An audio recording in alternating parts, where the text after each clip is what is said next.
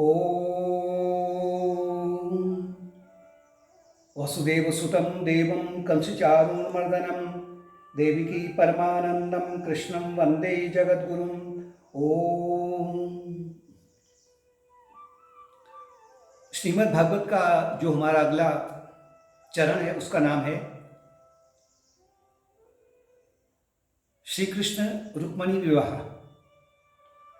भगवान विवाह के योग्य हो गए हैं। तो सुखदेव जी महाराज कहते हैं, राजन, राजा आसीत भीष्मको नाम गंधर्वाधिपति महान तस्य पंचाभवन पुत्रः कन्येकाचो वरानना। एक भीष्मक नामक राजा थे जिनके 5 पुत्र थे और सबसे छोटी जो थी वो कन्या थी, उसका नाम था रुक्मणी।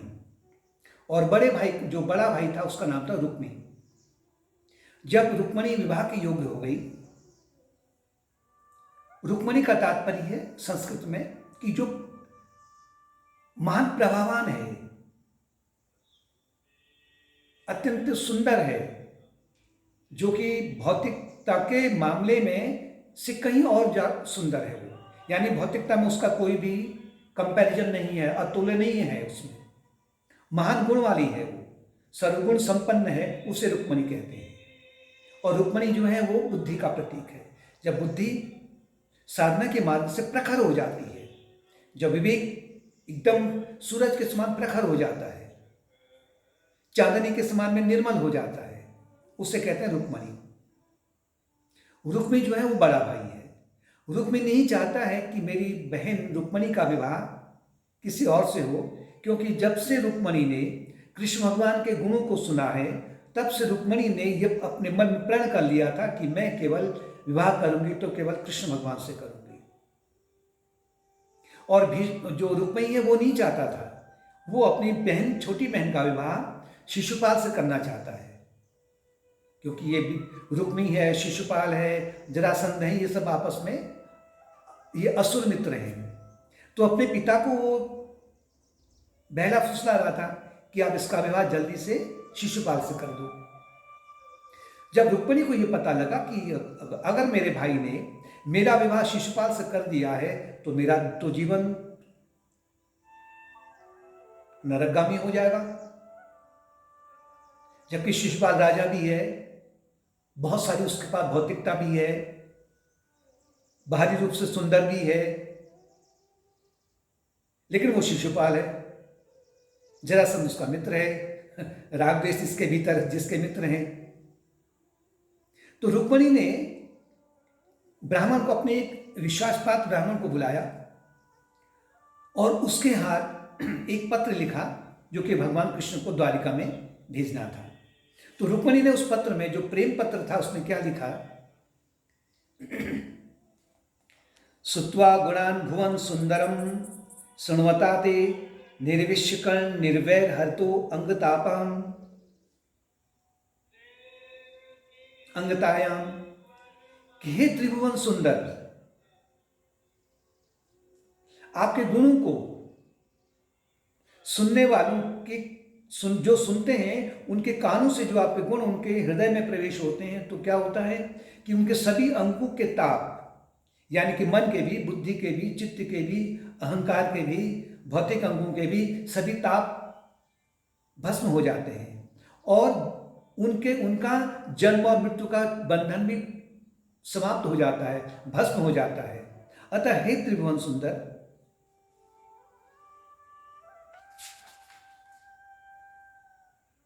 और आपके रूप सौंदर्य को, यानी जो दैवी गुण हैं कृष्ण भगवान के, या जो आत्मन के जो दैवी गुण हैं, उनका जो श्रवण करते हैं, नेत्रों से जो देखते हैं, बाहरी नेत्र ही नहीं बल्कि भीतर के नेत्र भी, उनके लिए जीवन के जो 4 पक्ष हैं, धर्म, अर्थ, काम और मोक्ष, ये उनके चारों जो पुरुषार्थ हैं वो सफल हो जाते हैं। अतः हे अच्युत, अच्युत का तात्पर्य है कि जैसे कि आकाश बादलों से असंग है, अच्युत है, सूरज सभी बिंबों से असंग है, अच्युत है। अतः हे अच्युत, मैंने अब लज्जा और शर्म को छोड़कर करके आपको वरण कर लिया है। मैं आपकी बन चुकी हूं, बस मैंने ये निर्णय ले लिया है।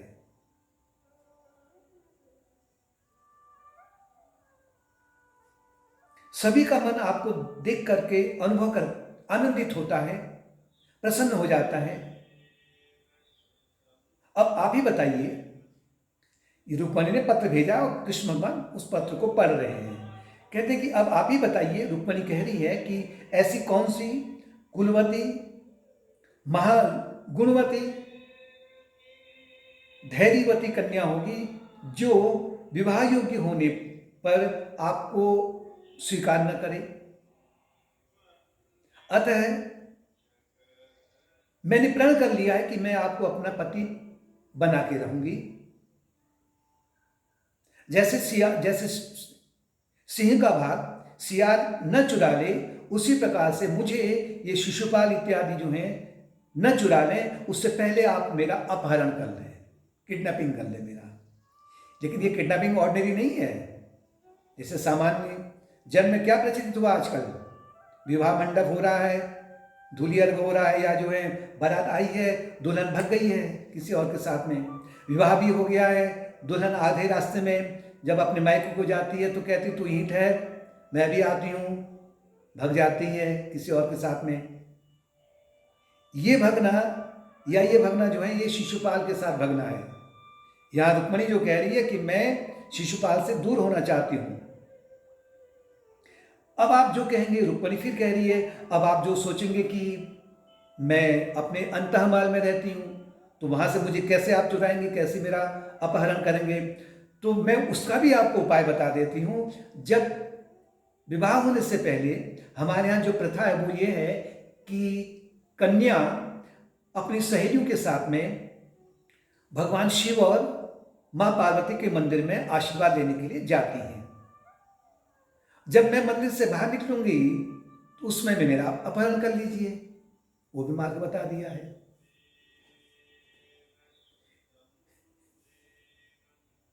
भगवान ने भी जवाब दिया, अपने जो ब्राह्मण थे उनके हाथ मैसेज दिया कि रुक्मणी जिस प्रकार से, रुक्मणी से कहना कहा और चिट्ठी भी लिखी, कहा जिस प्रकार से रुक्मणी मुझे तन मन से मुझे चाहती है, मुझे वो प्राणों से अधिक चाहती है, उसी प्रकार से मैं भी उसके सौंदर्य को देख कर करके, उसके रूप लावण्य को देख कर करके मैंने भी प्रण किया हुआ है कि मैं अगर विवाह करूंगा तो केवल रुक्मणी से करूंगा। अतः रुक्मणी, मैं अब अपनी योजना को बनाता हूं। ब्राह्मण पहुंच गए अपनी चिट्ठी को लेकर करके, और दूसरी ओर कृष्ण भगवान ने और बलराम ने अपनी तैयारी कर ली इस योजना को सफल बनाने के लिए। उन्होंने अपना रथ तैयार किया जिसमें 4 घोड़े थे सफेद, उनमें बैठ करके वो भीष्म के राज्य में पहुंचे। जैसे कि उन्होंने ये डिस्क्लोज नहीं किया, यानी कि बताया नहीं कि हमारा प्रयोजन क्या है। वो जैसे कि यूं आए हुए जैसे कि भीष्म के राज्य में रुक्मणी और शिशुपाल का विवाह हो रहा है, तो उस विवाह को देखने के लिए हम एक अतिथि के रूप में आए हैं। भीष्मक ने उनका, जो रुक्मणी के पिता थे, उनका स्वागत किया, उनको अलग से महल में बिठा उनको पहुंचा दिया। विवाह के दिन जब रुक्मणी और शिशुपाल का विवाह होने जा रहा था, शिशुपाल भी आया अपने सेना के साथ में, जरासंध भी आया है, और जो असुर राजा है वो भी आए हैं इस विवाह को देखने के लिए। तो जैसे ही रुक्मणी अपने सखियों के साथ में भगवान शिव के मंदिर में, माँ पार्वती के मंदिर में गई, माँ से आशीर्वाद लिया। आशीर्वाद लेने के बाद में जैसे ही रुक्मणी मंदिर से बाहर आ रही थी, तो जैसे ही उसने अपना कदम अपने रथ पर रखा, भगवान अपना जो मन से तीव्र भगने वाला जो रथ है उसे लाए, रुक्मणी का हाथ पकड़ा, रथ में बिठाया और भग गए। भगेंगे ही कहेंगे हम, यानी रुक्मणी का उन्होंने अपहरण कर दिया, चुरा लिया रुक्मणी को।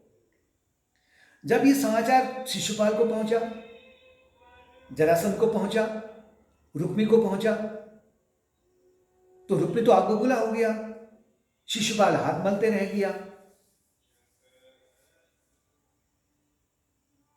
ये तीनों अपनी सेना को लेकर के आक्रमण करने के लिए कृष्ण के पीछे चले गए, और जो उसने वाणों की वर्षा की रुक्मी ने और अन्य जो ये थे शिशुपाल इत्यादि, भगवान कृष्ण ने अपने क्षण भर में उन सभी के जो अस्त्र शस्त्र सबके सब समाप्त कर दिए, भस्म कर दिए।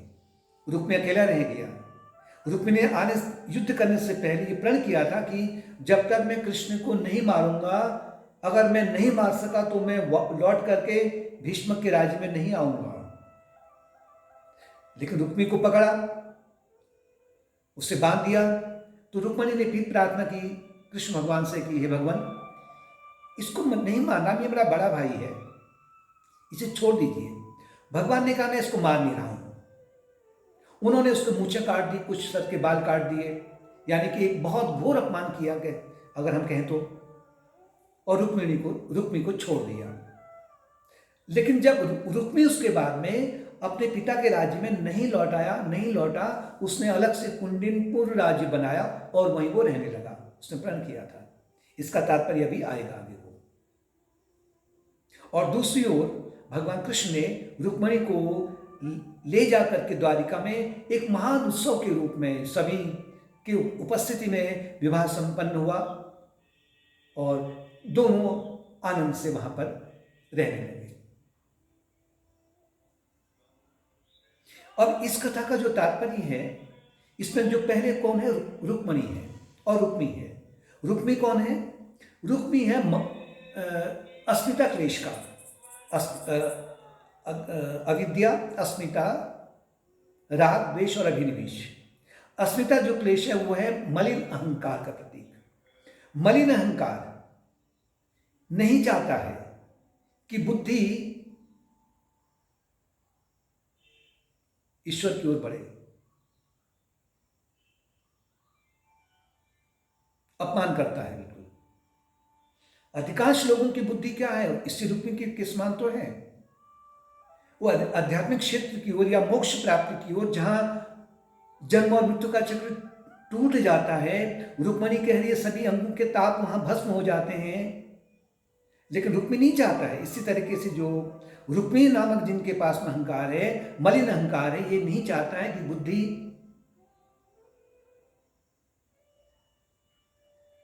भौतिकता से अलग होने का प्रयत्न करे। वो यही चाहता है कि केवल ये भौतिकता के पीछे मेरा कार्य करते रहे, क्योंकि रुक्मी का उसमें स्वार्थ है। और बुद्धि नामक जो रुक्मणी है, ये अनंत जन्मों से मलिन अहंकार या रुक्मी के छोटी बहन बनकर के रुक्मी बड़ा भाई हो गया, तो छोटी बहन रुक्मणी हो गई। तो ये जो बुद्धि, इस प्रकार की जो बुद्धि है, रुक्मणी नहीं अभी बुद्धि है, जो बुद्धि जो केवल रुक्मी के अंडर में है या मलिन अहंकार के लिए जो बुद्धि कार्य करती है, पूछो ना अपने आप से कितने कितने प्रताड़ना मिल गई है व्यक्ति को अनंत जन्मों से, कितने शोकों का उसने अनुभव कर लिया है, कितना उसका अपमान हो चुका है। लेकिन रुक्मी नहीं चाहता कि मेरी जो छोटी बहन है इससे मुक्त हो जाए। लेकिन जब रुक्मणी या जब बुद्धि साधना के मार्ग को पकड़ती है, और ये यानी रुक्मणी को कहें तो वो भावना है, शुद्ध भावना, एक मलिन भावना है तो रुक्मी की छोटी बहन है भी वो। और जहाँ से भावना परिशुद्ध होती है योग मार्ग का पालन करने पर, जब एक सीमा तक या कहें कि विवेक शक्ति जब प्रखर हो जाती है या बुद्धि प्रखर हो जाती है, निर्मल भावना का एक पुंज आ जाता है, तो अब वो बुद्धि नहीं चाहती है कि मेरा विवाह शिशुपाल से हो। वो चाहती है कि मेरा विवाह मेरे भीतर जो विराजमान कृष्ण है अंतर्यामी से हो, यानी कि जीवात्मा परमात्मा का मिलन का जो लक्ष्य है जब वो बन जाता है, तो रुक्मणी ने आपके भीतर कृष्ण को प्रेम पत्र भेज दिया है। दूसरा इसमें शिशुपाल का तात्पर्य है कि जो शिशु की तरह से। अब शिशु भी दो तरीके से, एक तो बालवत, दूसरा लड़कपन। बालपन और लड़कपन। बालपन का स्वभाव जो है, बालवत का स्वभाव क्या होता है, योगियों का होता है, जो महान विभूतियां हैं, विनम्र होते हैं, सहनशील होते हैं, दूसरे को सम्मान देते हैं, अहंकार शून्य होने का प्रयत्न करते हैं या हो जाते हैं। लेकिन जो लड़कपन है ये आडंबर से युक्त होता है, अपनी हेकड़ी में रहता है। ये शिशुपाल प्रत्येक व्यक्ति के भीतर विराजमान रहता है। जितनी ज्यादा भौतिकता होगी उतना ज्यादा उनमें अभिमान आएगा। अगर किसी ने आपका अगर सम्मान कर दिया, शिशुपाल जग जाता है। भौतिकता आ गई, शिशुपाल जग जाता है। मोटी मोटी पेंशन मिल गई, शिशुपाल जग जाता है, इंटैक्ट है। बहुत बड़ा पैकेज मिल गया, शिशुपाल भीतर रहता है। बहुत सम्मान मिल गया, शिशुपाल भीतर रहता है।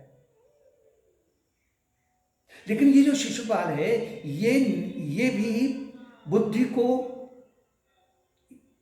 पकड़ना चाहता है, ये ग्रसित करना चाहता है।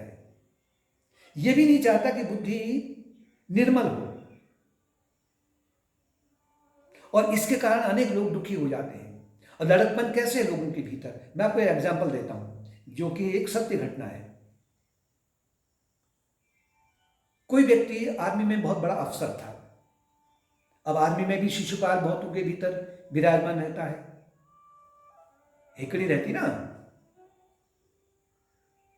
दो बालक थे उनके, बड़े हुए, सयाने हुए, नौकरी लगी और फॉरेन कंट्री में सेटल हो गए। दोनों भाई इकट्ठे रहने लगे। अब मां और पिता यहां पर दुखी हैं कि तुम हमें देखने के लिए आओ। उन्होंने यह प्रयत्न नहीं किया कि हम आध्यात्मिक क्षेत्र की ओर बढ़ें। बच्चे अपने आप करते हैं जो कुछ करते हैं, लेकिन मोह ने या शिशुपाल ने उनको पकड़ लिया। और इसी उधेड़बुन में मां रोगी हो गई और एक दिन उसकी मृत्यु हो गई बिना बच्चों को देखे हुए। तो जब वहां फॉरेन में जब मैसेज पहुंचा तो बड़े भाई ने कहा कि अभी मां की मृत्यु हो रही है, तू चले जा। छोटे भाई से कहा जब पिताजी की डेथ होगी तो मैं चले जाऊंगा, दोनों इकट्ठे नहीं जा सकते हैं। जबकि धन की, दौलत की या समय की कोई भी कमी नहीं थी। अब छोटा भाई जब आया, पिताजी से मिला तो बताया कि बड़ा भाई क्यों नहीं आया मां को देखने के लिए अंतिम समय में। तो उसने बता दिया कि बड़े भाई ने कहा कि अभी मां की मृत्यु हुई है, तू चले जा, पिताजी की मृत्यु होगी तो मैं चले जाऊंगा। पिताजी को पूरा बचपन से लेकर के सब अभी का जो याद आ गया घटना, कि कितनी मैंने सेवा की, कितने इनको प्रेम से पाला। अगर उस समय भी अगर दोनों माँ बाप अगर अपने भीतर के शिशुपाल को निकालते रहते धीरे धीरे, या रुक्मी को निकालते रहते, तो उनकी जो बुद्धि है दुखी नहीं होती, प्रताड़ित नहीं होती। उन्होंने अपने अंदर से अपनी रिवॉल्वर निकाली और माथे पर रख करके गोली मार दी। कहने का तात्पर्य है कि लोग बुद्धि को निर्मल करने के लिए कोई भी ज्यादा प्रयत्न नहीं करते हैं या प्रयत्न ही नहीं करते हैं। इसे कहते हैं शिशुपाल। और शिशुपाल आपको जहां चकाचौंध है वहां शिशुपाल है, जहां भौतिकता है वहां शिशुपाल है।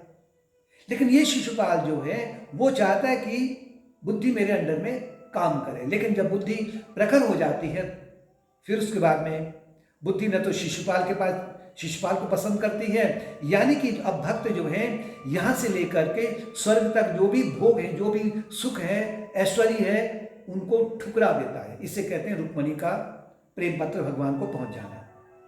भावना निर्मल हो जाती है, या कहें कि भावना जो है अत्यंत निर्मल हो जाती है। जब भावना निर्मल हो जाती है तो जैसे कि कृष्ण भगवान उसके भीतर उसका अपहरण कर लेते हैं।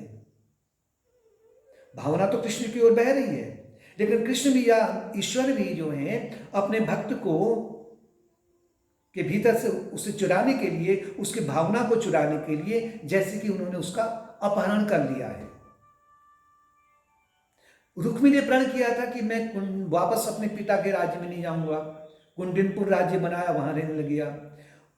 बुद्धि जब मलिन अहंकार के चंगुल से मुक्त हो जाती है तो रुक्मी रूपी जो मलिन अहंकार है उसमें भी परिवर्तन होने लग जाता है। वो पहले वाला अहंकार नहीं रहता है। जो पहले वाला अहंकार केवल शिशुपाल को चाहता था, जरासंध के रूप में रावदेश को चाहता था, और जो अहंकार मलिन अहंकार था, भौतिकता को चाहता था, बुद्धि को अपने नीचे काम कराना चाहता था, अब वो अहंकार आपके भीतर में नहीं रहता है, कहने का तात्पर्य है उस अहंकार में एक महान परिवर्तन हो जाता है। और कृष्ण भगवान ने द्वारिका जाकर करके बड़े धूमधाम से महान समारोह के बीच में रुक्मणी के साथ में विवाह किया। तात्पर्य है कि आपके हृदय के भीतर जीवात्मा परमात्मा का जब मिलन हो जाता है तो जितने भी आपके भीतर की जो हृदय में जो भी दैवी गुण है वो सब प्रसन्न हो जाते हैं, आनंदित होते हैं। और जो ऐसा विवाह है, ये विवाह अंग अंग के ताप को, मन के ताप को, बुद्धि के ताप को, अहंकार के ताप को भस्म कर देता है और उसका जो जन्म और मृत्यु का चक्र है उससे भी